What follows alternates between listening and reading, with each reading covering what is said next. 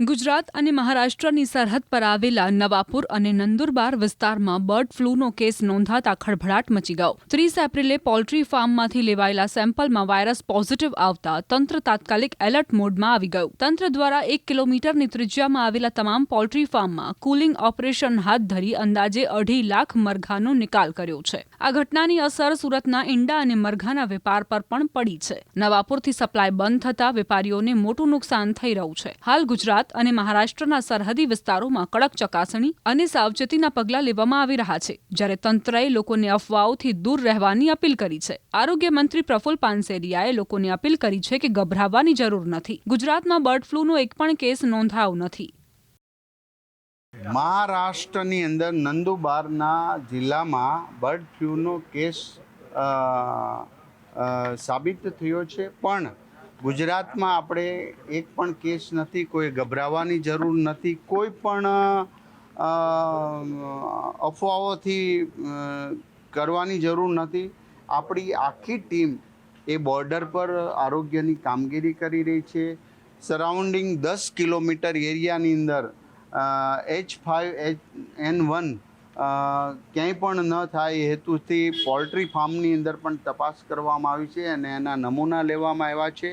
અને જે બોર્ડર છે ત્યાં અત્યારે ખાદ્ય સામગ્રી કે જે આ પેલું હોય ઈંડા વગેરે એનું સંપૂર્ણપણે પ્રતિબંધિત છે અને આનાથી ગભરાવાની જરૂર નથી. પણ આરોગ્યની ટીમ અને પશુપાલનની ટીમ બંને ત્યાં સંયુક્ત રીતે કામગીરી કરી રહી છે અને જેનો રિપોર્ટિંગ અમે મેળવી રહ્યા છીએ. પોલ્ટ્રી ફાર્મ એસોસિએશનના પ્રમુખ આરીફભાઈ આપણી સાથે છે. આરીફભાઈ, સૌથી પહેલાં તો કયા પ્રકારનો આ રોગ છે અને એનાથી શું અસર ગુજરાત અને સુરતની? આ જે છે એ બર્ડ ફ્લૂ એટલે અમારો H5N1 આ વાયરસ છે. એ વાયરસ હોવાથી એને બર્ડ ફ્લૂ કહે છે WHO લેંગ્વેજના અંદરમાં. અને અમારા કલેક્ટરશ્રીના આદેશથી બર્ડ ફ્લૂ 29 તારીખે ડિક્લેર થયો છે. અને એના અંદરમાં 1 કિલોમીટરમાં આવતા જે બી પોલ્ટ્રી ફાર્મ્સ છે એના ટોટલી જે પણ કંઈ મરઘા સારા હોય ખરાબ હોય એ બધા જ ગવર્મેન્ટના માણસો મારી નાખે છે. અને એનું જે કોમ્પેન્સેશન છે એ પણ અમને આપે છે. ભલે અમને લોસ જાય પણ થોડું અમને મળે છે. ઈંડા જે છે આજે સુરત તમે જે પૂછ્યું તે પ્રમાણે અમારા જે સપ્લાય છે તે ડેલી ઈંડા 10 લાખ ઈંડા ડેલી અમારા સુરત આવતા હતા.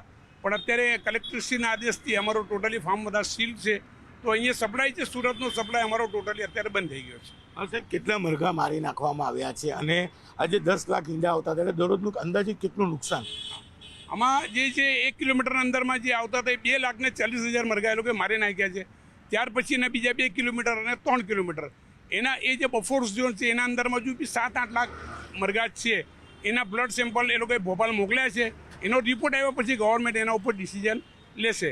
અને જે નુકસાન છે તે આજે શું છે કે ડેલી 50 લાખ રૂપિયાનું જે ટ્રાન્ઝેક્શન છે અમારા નવાપુર જેવા નાના ગામના અંદરમાં એક બહુ મોટી એનાથી એક અસર કહી શકાય કે ટોટલી અમારું ટ્રાન્ઝેક્શન અટકી ગયું છે.